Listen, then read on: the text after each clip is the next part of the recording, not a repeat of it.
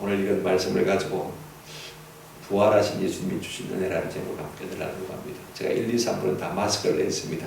지금 영상 녹화를 하고 있기 때문에 이걸로 마스크를 벗었습니다. 여러분도 다 쓰시길 바랍니다. 참 저는 예수님께서 부활의 주님 되신다는 사실이 너무 감사해요. 여러분, 예수님의 부활 사실은 아주 역사적인 사실입니다. 우리 예수님은 성경대로 죽으시고 성경대로 다시 살아나신 주님이신 줄로 믿습니다. 5,000년 전에 우리가 당군신화를 믿는 사람도 있고 안 믿는 사람도 있지만 역사니까 우리가 대부분 다 믿으려고 생각하고 있습니다. 그런데 2,000년 전에 예수님은 이 땅에 오셨는데 그죠? 이 땅에 오셨다가 죽으시고 다시 사신 분입니다. 역사가 그렇게 기록하고 있고 성경이 그렇게 기록하고 있습니다. 우리는 성경대로 믿습니다. 아멘. 그런데 만약에요, 예수님이 우리 가운데 다시 살아난 것이 없었다면 기독교는 흑입니다. 이걸 우리가 아세요. 하나님도 가짜일 수 있고, 그죠? 예수님도 가짜고 물론, 그죠?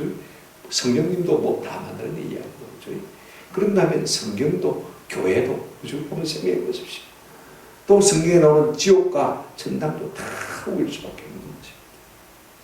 만약에 오늘 우리가 사는 이 생이 이것밖에 없다면요, 이 땅에 도덕과 윤리와 절제를 앞세우고 살았던 성인문자들은요 참 불쌍한 바보에 불과한 것입니다.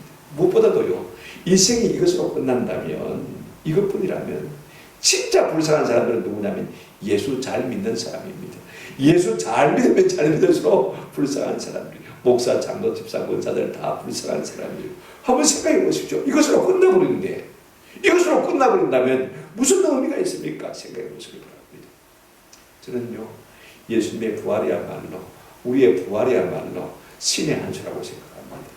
사람이 미쳐서 나서냐 못해도 놀라움이라고 생각합니다. 여러분, 세상에 불리한 일이 얼마나 많습니까? 거짓 선진 선동이 얼마나 많습니까? 거짓을 진실이 가려운 일들이 얼마나 많습니까? 뭐 선거되니까 더 그렇죠, 그죠? 참, 이 세상 가운데서 만약에 우리의 부활이 없다면, 다시 사는 것이 없다면 너무 허망할 것 같아요. 우리 예수님 그런 말씀하셨잖아요, 그죠? 사람이 무슨 무의간 말을 하든지 심판을 받는 이에 그대로 하나님께서 다 밝히시라고 말씀하시면서 그럴 수가 있습니다. 여러분, 이것이요 신의 한수. 할렐루야. 그래서 어떤 사람은 심판대 앞에 설 것이지만 어떤 사람은 우리 주님이 상주시는 심판대 앞에 설 것입니다. 시상대 앞에 설 것입니다. 할렐루야. 우리 모두는 주님의 시상대 앞에 서서 상 받게 될 줄로 믿습니다. 우리 앞서서 부활하신 주님을 만났던 사도 바울은요 놀라운 말을 했습니다. 오늘 제가 묵상기도를 읽었습니다만은요, 고린도전서 15장 51절부터 보라, 내가 너에게 비밀을 말하노니. 여러분, 비밀은요 사랑하는 사람에게만 계속 말할 수 없다, 좋다고 말해주는 것이 비밀입니다. 그래서 아무에게나 나발구고 공개하는 것이 비밀이 아닙니다. 비밀을 말한다고 하면서 우리에게 말해주고 있습니다. 무슨 말하고 있습니까? 우리가 다 잠잘 것이 아니고 영원히 죽을 것이 아니고 마지막 날발에 순식간에 호련히 다 마르니 변화되리니 다시 살아나서 말입니다. 우리 주님의 그 영광스러운 모습으로 변화될 것을 말씀하고 있습니다. 나팔 소리가 나면 죽은 자들이 썩지 아니할 것으로 다시 살아나고 우리도 변화되리라. 53절 이 썩을 것이 반드시 썩지 아니할 것을 잊겠고 이 죽을 것이 죽지 아니함을 잊으리로다. 할렐루야. 이 얼마나 웅장하고 얼마나 힘 있는 말씀입니까? 얼마나 소망이 넘치는 말씀입니까? 저는 이런 말씀만 들으면요 굉장히 내가 다시 사는 것 같아요. 마치 강장제 바카스 한 병 아니 두세 병을 마신 것 같은 느낌이 힘이 솟는 느낌입니다. 오늘 본문으로 돌아가십시다. 우리 예수님 사흘 만에 다시 사셨습니다. 다시 사시고요, 제일 먼저 부활의 첫째 어린이로 누구를 삼으셨냐면 막달라 마리아 여인을 삼으신 것을 볼 수가 있습니다. 여인들이 예수님의 무덤에 향유를 바르러 갔다가 예수님의 무덤이 빈 것을 보고 천사가 거기 앉아서 예수님 다시 살아나셨다, 이 사실을 사람들에게 전해주라는 이야기를 듣고 조차 제자들에게 갔습니다. 근데 제자들에게 예수님 다시 사셨다고 말씀했더니 말씀을 전해줬단 말입니다.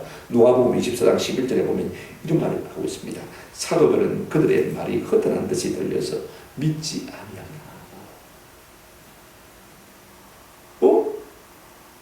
사도들이 믿어도 더 믿어야 될 거 아닙니까? 그죠? 여인들이 쫓아가서 예수님 부활하셨다고 전해줬음에도 불구하고 헛간한 듯이 들려서 믿었다 안 믿었다? 안 믿었다. 기가 차는 것입니다. 누가요? 예수님의 제자들이 말입니다. 그런데 놀라운 것은요, 그런 제자들을 우리 예수님이 찾아오셔서 오늘 만나주신 것이 오늘 내용입니다. 그들이 무엇 때문에 지금 문을 잠그고 있습니까? 두려움 때문이죠. 그래서 그들 가운데 평강을 주시기 위해서 부활하신 주님께서 그들 가운데 찾아오셨어요.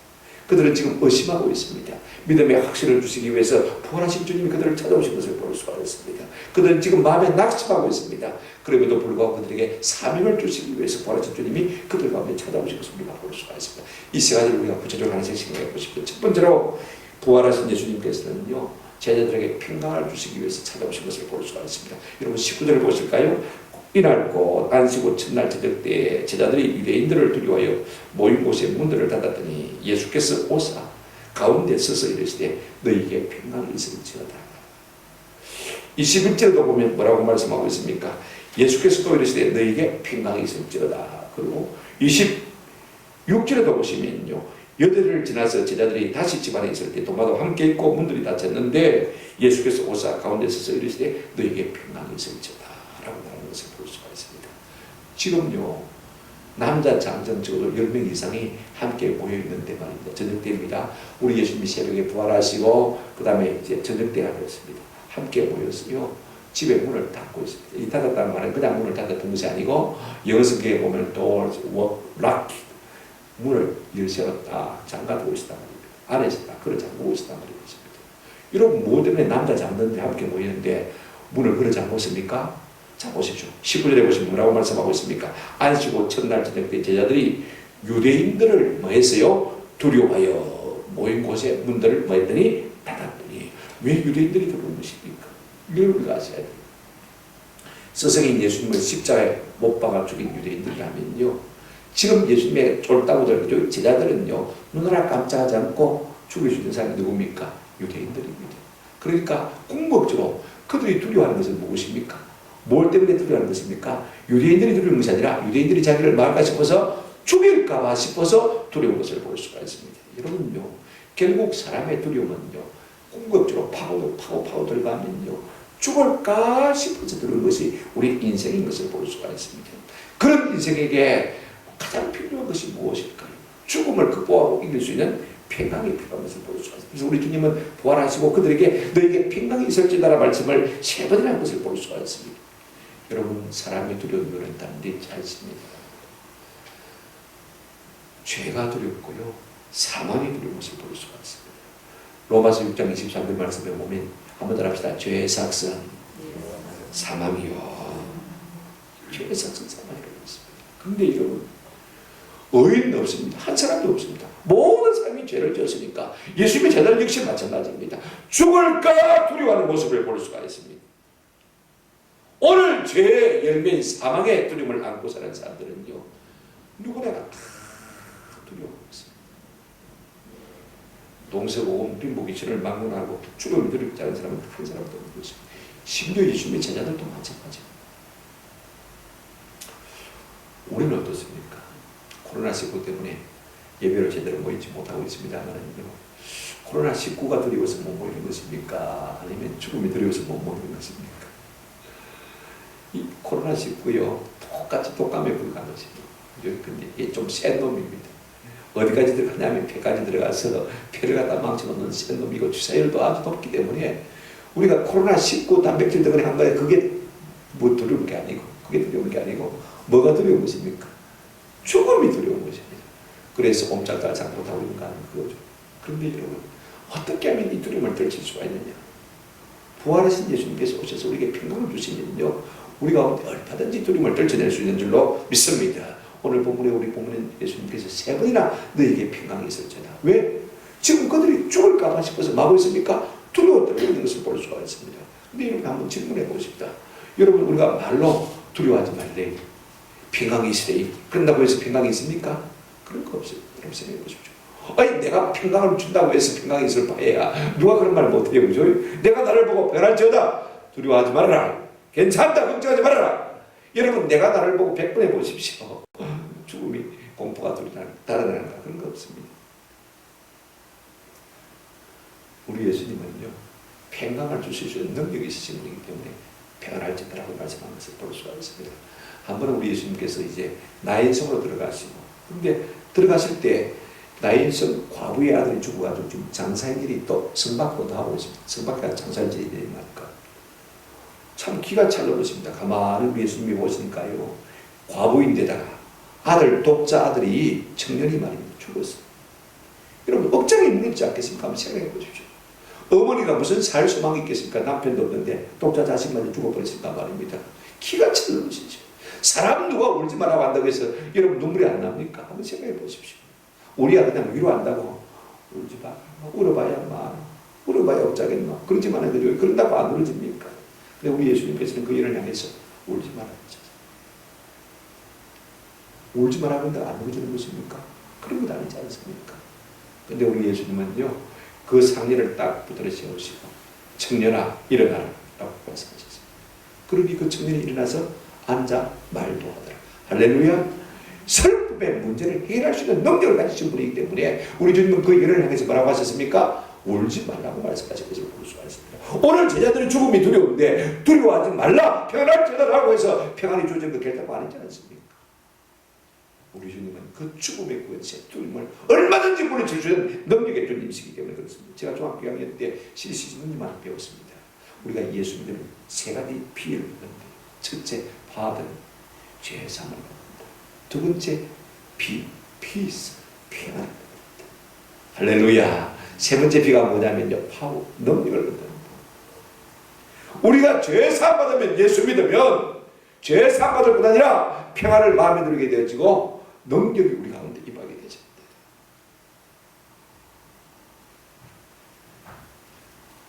오늘 우리 예수님은 우리 죄를 대신 짊어지시고 십자가에 돌아가십니다.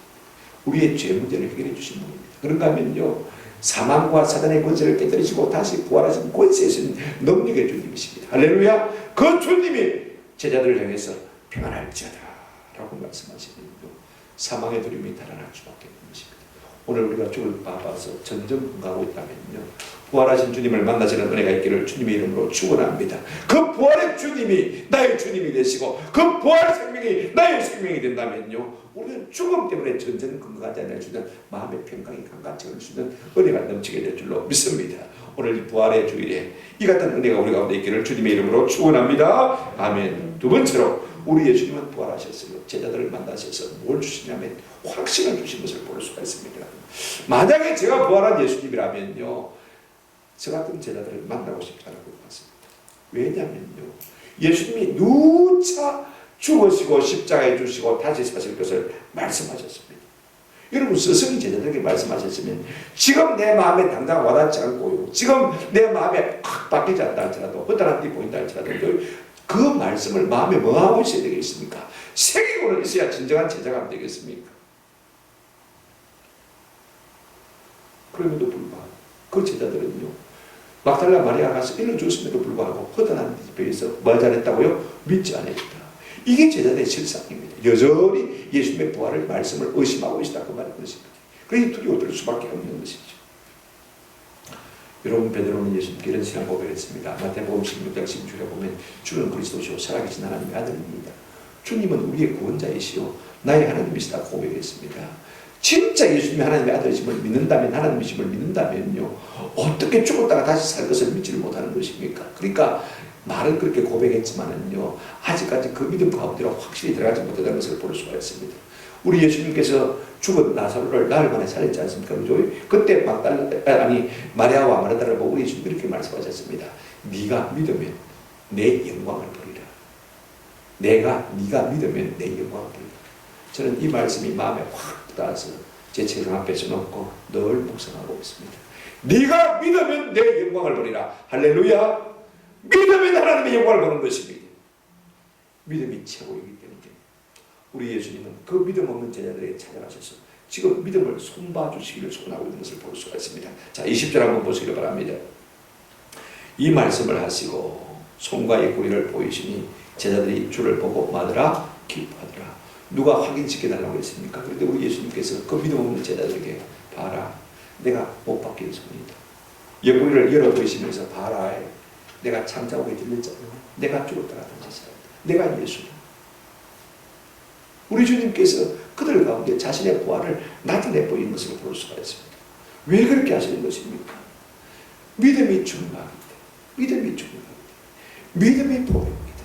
예수 그리스도가 나의 하나님이신 것이 믿어지고 예수 부활이 나의 부활이 믿어지는 사람은요 세상을 이기는 권세가 우리 가운데 있게 될 줄로 믿습니다.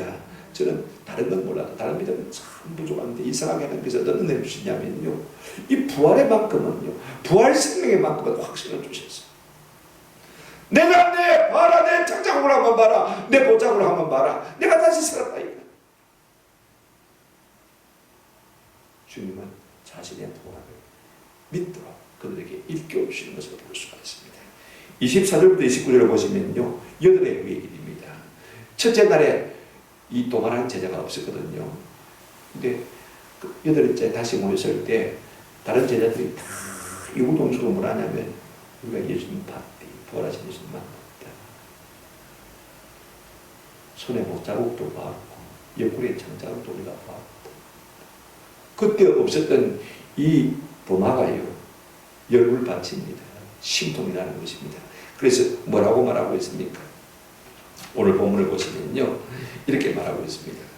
25절 다른 제자들이 그에게 이르되 우리가 주를 보노라 하니 도마가 이르되 내가 그의 손에 못자국을 보며 내 손가락을 그 못자국에 넣으며 내 손을 그 옆구리에 넣어보지 않고는 마지 않겠노라 믿지 않겠노라.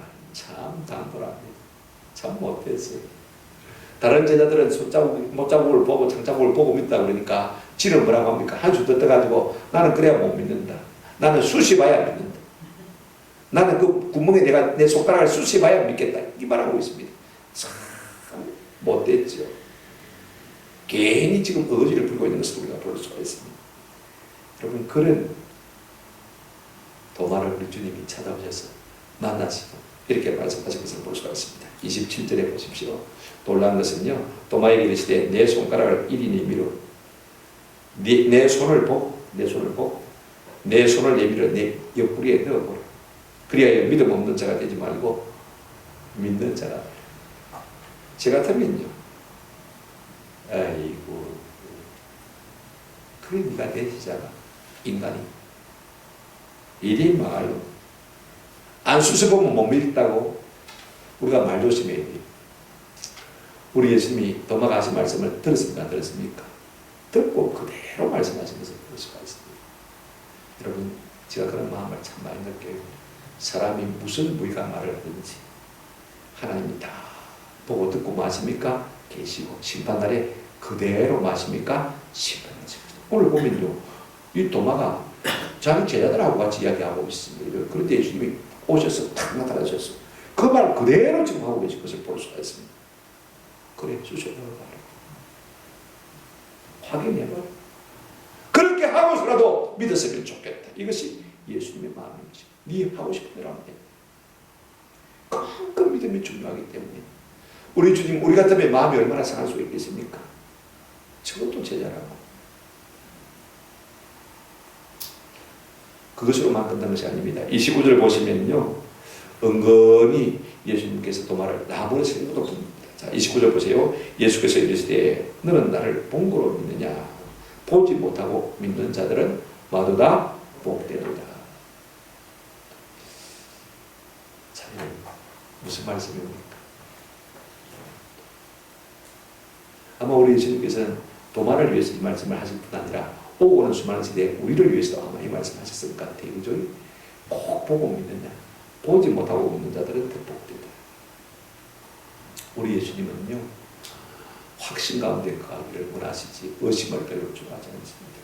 한번 우리 예수님께서 갈릴리 바다 위를 걸어오실 때 무리를 걸어오실 때 처음에 제자들이 보고 놀랐습니다. 유행인가 하고 놀랐을 때 우리 예수님 내니 두려워 말라고 말씀하셨습니다. 이때 성경관 베드로가 주님 나도 무리를 걷게 해주십시오. 그래서 오늘날 해서 무리를 걸어옵니다. 잘 예수님께로 걸어오다가 파도를 보고 무서워서 물속에 쑥 빠져들어갔습니다.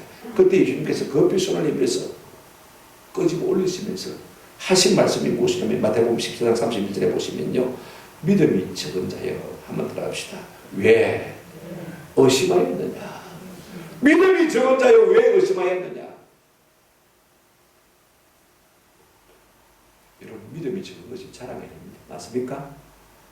믿음이 적은 것이 칭찬받을 일입니까? 아닙니다. 칭찬받을 일입니다. 볼 수가 있습니다. 여러분 성경에 보면 로마서 14장 23절에 믿음을 따라 하지 아니하는 모든 것은 다 죄라고 말씀하는 것을 볼 수가 있습니다. 믿음은 자랑하는 것이 결단과 안 됩니다. 믿음은 책망받아야 합니다. 그러나 믿음이 너무 소중하시기 때문에 예수님께서 지금 이 제자들의 믿음을 손질해 주시기 위해서, 그래서 믿음을 다지기 위해서 자꾸 터치해주고 있는 것을 볼 수가 있습니다. 내가 내다 하고 자꾸 말씀해주고 있는 것을 볼 수가 있습니다. 자, 그렇다면 우리 가운데 한 가지 의문이 있습니다. 네가 한번 찔러봐라 그랬습니다. 그죠? 예수님께서 그 말씀을 했을 때, 그러면 이 도마가 찔러서 확인했을까요? 어떻게 했을까요? 27절 보십시오. 그리하여 믿음 없는 자가 되지 말고 믿음 있는 자가 되라고 했죠. 그죠? 찔러보고. 그죠? 근데 28절 보시면 도마가 대답합니다. 그죠? 이르되 나의 주님이시오 나의 하나님이시니이다. 그리고는 찔렀는지 안 찔렀는지 말이 없습니다. 그죠?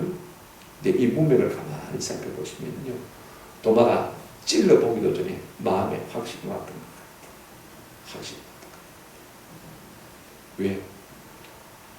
보통 사람 같으면 믿음 없는 것을 책망하고 나무랬을 텐데, 네가 하고 싶은 대로 다 해서 확인해보고 믿음이 있기를 바라는 그 주님의 사랑의 음성을 듣고 그걸 깨닫고 느끼면서 말입니다. 그가 그렇다, 우리 주님이시다고 고백하고 있는 것을 볼 수가 있습니다. 저는요, 우리가 꼭 무엇을 보고 듣고 하는 믿음이 아니라 듣고 믿는 믿음, 우리가 있기를 주님의 이름으로 축원합니다. 우리 하나님께서 시내산에서 이스라엘 백성과 계약을 맺을 때 하나님이 형상으로 나타나지 않았습니다. 그죠? 음성으로만 그렇게 들려주셨고, 그 다음에 십계명을 주실 때 누구든지 아무도 무슨 행상이든지 내 행상을 하지 말라고 했습니까? 만들지 말라. 나는 형상을 가지면 좋은 줄 알아요. 로마서 10장 17절 말씀에 믿음은 무엇에서 난다고 했습니까? 들음에서 나고, 들음에서.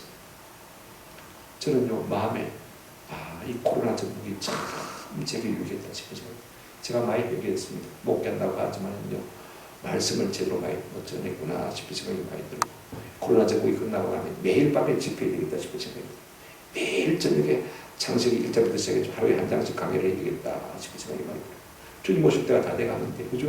이렇게 우리가 믿음 없이 살아야 되겠냐? 우리 교인이 한 160명 예배 참석하는데 딱 절반 참석이에요. 1, 2, 3, 4, 5 해도 딱 절반 참석. 80명은 뭐합니까? 그죠? 물론 여러 가지 사정도 있고 형편도 있고 믿음의 정도가 있겠지만, 나는 제가 깨달으면서 뭐냐면 믿음이 없구나. 믿음이 더하려면 결국 뭐 해야 됩니까? 믿음은 무엇에서 나고요? 들음에서 나고. 들어야, 말씀이 들어야 자꾸 믿음이 들어가는 것입니다. 할렐루야. 우리 주님께서는요, 믿음이 너무 소중하기 때문에 그들에게 다가가셔서 믿음의 확신을 지금 주고 있는 것을 볼 수가 있습니다. 그렇습니다. 부활하신 예수님을 만나면요, 내 마음속에 모든 것이 다 사라져요. 저는 이 부활하신 주님을 한번 만나시는 은혜가 있기를 주의 이름으로 축원합니다. 부활하신 주님 한번 만나주세요. 한번 만나주세요. 여러분, 사울이 바울 되듯이 나는 그래도 화끈한 경험을 한번 하기를 원합니다. 주님이 살아계신 것만 내게 보여주신다면, 우리가 주님의 부활처럼 부활을 기술 믿어준다면 나는 사명의 삶을 살아가겠습니다. 이런 고백이 우리 가운데 일어나지 않겠습니까? 예수님을 확실히 만나 확신의 사람이 되시기를 주의 이름으로 축원합니다. 아멘. 세 번째, 여러분, 우리 예수님이 부활하셔서 제자들에게 뭘 주시냐면요, 사명을 주셔서 21절을 보시기 바랍니다. 예수께서 또 이르시되 너희에게 평강이 있을지어다. 아버지께서 나를 보내신 것 같이 나도 너희를 보내노라. 이 말씀하시고 그들에게 향해 숨을 내쉬며 이르시되 성령을 받으라. 자, 보십시오. 제가 예수님 입장이라면요, 제자들을 다시는 상종 나눌 것 같아요. 여러분, 왜냐면요, 세상 사람들도 그렇게 안 할 것 같아요. 보십시오. 이 베드로가 예수님의 수제자 아닙니까? 그죠? 그런데 예수님이 잡혀갔을 때 대제사장의 뜰에서 숯불을 쬐우면서 불을 쬐우면서 새벽에 죽으니까 말입니다. 여자들이 자꾸 집중했습니다.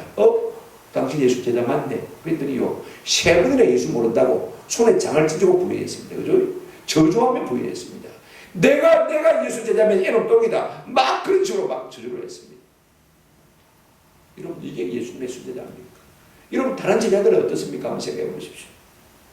내가 죽을지언정 주님을 배반하지 않겠습니다. 다 그렇게 온장담했던 사람입니다. 맹세했던 사람들입니다. 그런데 예수님 잡히시고 십자가에 달리실 때 코빼기도 안 보였습니다. 다 도망가고 오셨습니다. 여러분, 그런 제자들을 내가 뭐랑 만나겠습니까? 한번 생각해 보십시오. 저는 우리 예수님이 하나님이 인간에 하는 것이 너무 감사해요. 저 같은 데안 만나줍니다. 그죠?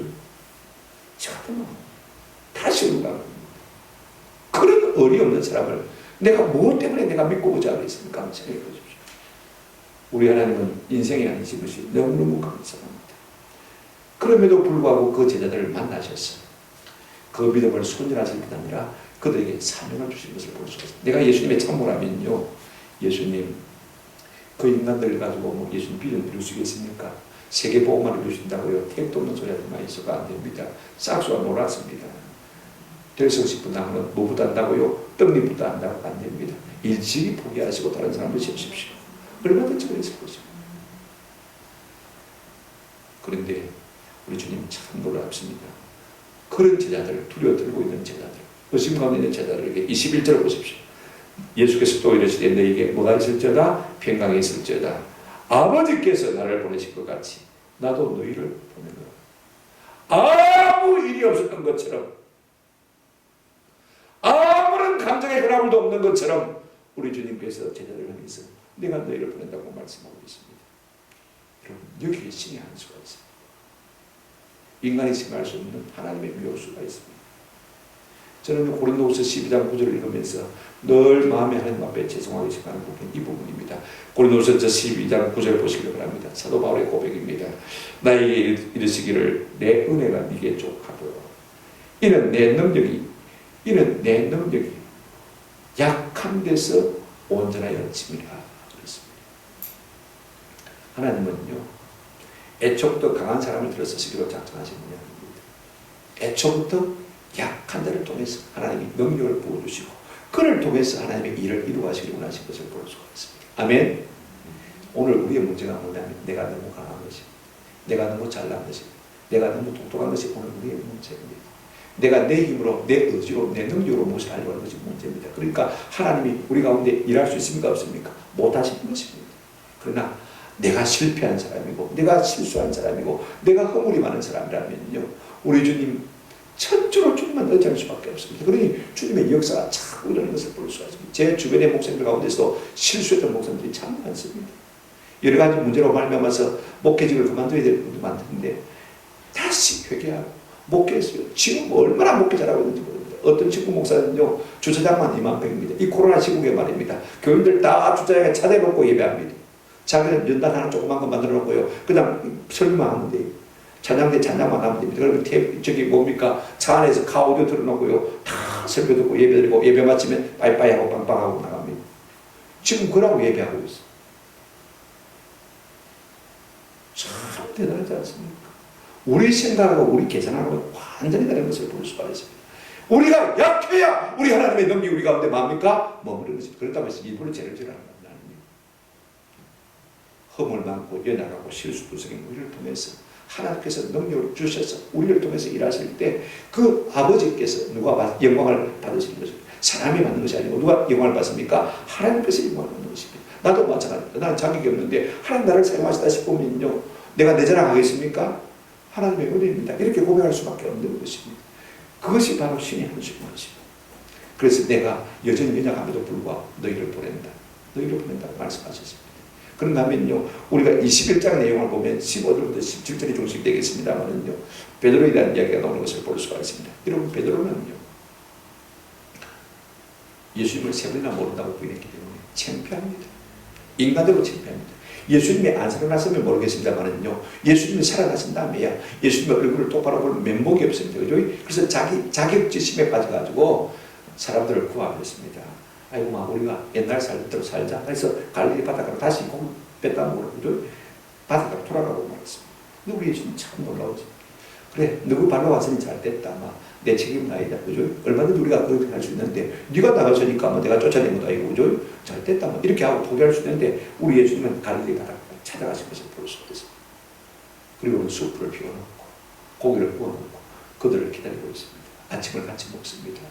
지금 숯불이 지글지글 타고 있습니다. 그 앞에 베드로가 앉아 있습니다. 베드로가 뭘 생각했겠습니까? 얼마 전에, 며칠 전에, 그죠? 며칠 전에 자기가 그 대제사장의 뜰에서 불을 쬐고 있지 않습니까? 숯불을 쬐고 있었습니다. 그때 예수님을 모른다고 했습니까? 부인했지 않습니까? 그죠? 그걸 연상할 수밖에 없었습니다. 그때 딱 그런 분위기 가운데서 우리 예수님께서 베드로에게 묻으셨습니다. 요한의 아들 시몬아, 네가 나를 사랑하느냐? 물으셨습니다. 15절 보시면 그렇게 묻습니다. 그때 베드로가 무슨 할 말이 있습니까? 입이 책에도 할 말이 없습니다. 주여, 내가 주를 사랑하는 줄 주께서 하시나이다. 대답했습니다. 16절 보면 두 번째 또 묻습니다. 17절 보시면요, 또 세 번째, 요한의 아들 시몬아, 네가 나를 사랑하냐? 예, 내가 주님을 사랑합니다. 그래, 내 양을 먹이라 라고 말씀하시는 것을 볼 수가 있습니다. 왜 예수님께서 이렇게 반복하시는 것입니까? 한 번 물으면 끝나지, 실없이 두 번, 세 번 그렇게 묻는 것입니까? 뭐 때문에 그렇게 하는 것입니까? 제가 이 말씀을 읽으면서요, 그렇게 기도합니다. 내가 딱 실수한 것이 생각날 때마다 하나님, 내가 쫀쫀하게 부르네, 내가 독한 말을 했네, 하나님 죄송합니다. 부족합니다. 허물도성입니다. 실수도성입니다. 그러나 내가 주님을 사랑합니다. 그럴 때마다 주님의 위로와 용서를 느낍니다. 여러분, 베드로가 주님을 몇 번 모른다고 부인했습니까? 3번 모른다고 부인했습니다. 그래서 주님께서 기회를 주신 것입니다. 네가 나를 사랑하냐? 예, 사랑합니다. 네가 나를 사랑하냐? 예, 사랑합니다. 네가 나를 사랑하냐? 예, 주님 사랑합니다. 그때마다 우리 주님께서 내 양을 먹이라, 내 양을 치라고 말씀하신 것을 볼 수가 있습니다. 전날의 실수를 많이 할 수 있는 기회를 주신 것입니다. 그리고는 사명을 주신 것을 볼 수가 있습니다. 하나님은요, 우리 예수님도 마찬가지입니다만 실수 없는 사람을 들어서신 것이 아닙니다. 완벽한 사람을 들어서신 것이 아닙니다. 완전한 사람을 들어서신 것이 결단코 아닙니다. 허물 많지만 실수도 정지, 연약하지만 주님을 사랑하는 사람을 들어 사용하신 것을 볼 수 있습니다. 아멘. 그래서 지금 이 베드로에게 사명을 맡기십니다. 내 양을 치라. 제자들에게는 뭐라고 했습니까? 내가 너를 보낸다. 세계 복음을 위해서 내가 너를 보낸다. 그들은 다 꺼져가는 심지어 같은 인생들이었습니다. 우리 같으면 확 밟아버리고 확 불어서 꺼버리고 싶을 텐데 우리 예수님은 그렇게 하지 않냐는 것을 볼 수가 있습니다. 성령을 주시고 그들에게 사명을 다시 한번 확인시켜 주시고 그들을 내보내시니 그들이 타오르는 햇불이 된 것을 볼 수가 있습니다. 여러분 보십시오. 부활하신 주님을 만나면요, 그렇게 변화될 수밖에 없는 것입니다. 사도행전 2장, 3장, 4장, 5장 계속 읽어보시면요, 그저같은 심지어 조금도 다른 바 없던 이 베드로가요, 활활 타오르는 햇불이 되어서 우리 주님의 다시 사심과 부활을 갖다가 얼마나 담대하게 전하고 있는지 모릅니다. 우리 예수님은 그와 같은 분이십니다. 부활하신 예수님을 만날 때 우리의 마음에 사명이 불타오르는 은혜를 느끼게 될 줄로 믿습니다. 뭐 내가 실력이 있다 없다 중요한 거 아닙니다. 얼마 전부터 하나님께서 내게 사명을 주셨어요. 내가 어중간한 사람 아무도 주님을 위해서 할 수 있는 것이 없습니다. 뭘 했으면 좋겠습니까? 세월은 자꾸 가고 죽을 날은 자꾸 가까우는데 주님 너무 부끄럽습니다. 저는 일주일 내내 서재 있습니다. 24시간 서재가 있는데 화장실 가는 것도 뛰어갑니다. 신문 일주일 보다 놨다가 어떤 데는 못 보고 그냥 지웁니다. 신문 볼 때가 없어요. 이빨 닦고 정리하고 정돈하고 닦고 씻고 뛰어다니면서 일부라도 더 하고 싶은 것이 있어요. 주님 이거 포기하면 안 됩니까? 그런 마음을 주시지 않아요. 나이가 언제까지 이것을 할 수 있을지 모르겠습니다만 목표를 이루어보려고 애를 쓰고 있습니다. 사명이 생겨서 사명이 생겨. 우리 모두가요, 진짜 부활하신 주님을 만나면 내 행편, 처지, 내 능력 그런 거 상관없습니다. 주님이 주신 사명을 발견하고 그 사명을 하여서 내 남은 생애를 부사주시는 은혜가 있게 될 줄로 믿습니다. 오늘 부활하신 주님께서 우리를 만나주셔서 이런 은혜를 주시기를 주의 이름으로 축원합니다. 내가 세이알티 같은 내가 뭐 하겠노 싶은지 몰라도요, 그렇지가 않습니다. 그 가운데서도 하나님께서 우리에게 사명을 주시면요, 내 삶이 햇불처럼 다른 역사가 나타나게 될 줄로 믿습니다. 말씀을 믿습니다. 오늘 우리 속에 평강이 있습니까? 죽음을 상실할 수 있는 평강이 있습니까? 우리에게 어떤 것보다도 귀한 믿음이 있습니까? 오늘 우리에게 사명이 있습니까? 여러분, 내 속에서 생겨나는 것은 결단코 아닙니다. 이 평강을 주실 수 있는 분, 확신을 주실 수 있는 분, 사명을 주실 분이 누굽니까? 죄와 사망의 권세를 깨뜨리시고 사단의 권세를 깨뜨리시고 부활하신 예수님이야말로 우리에게서 주실 수가 있는 것입니다. 이 부활의 생명이 내 속에 넘치게 되어지면요, 평강의 강수가 틀리게 되어 있습니다. 여러분, 확신과 담대함이 우리 가운데 있을 수가 있습니다. 죽을까 전전 구가는 그런 삶을 살지 않을 수 있는 은혜가 있는 것입니다. 할렐루야! 그런가 하면요, 아이고 내가 다 됐는데 그냥 무의도시 가면서 사는 사람이 아닙니다. 마지막 순종하는 순간까지 사명에 붙들려서 살아가주는 복된 삶이 될 줄로 믿습니다. 저는 이 같은 은혜가 우리 부활하신 주님으로 말미암아 우리 심령 속에 흘러 넘쳐서 남은 생에 승리하고 또 승리하는 귀한 복을 누리시기를 주님의 이름으로 축원합니다. 아멘.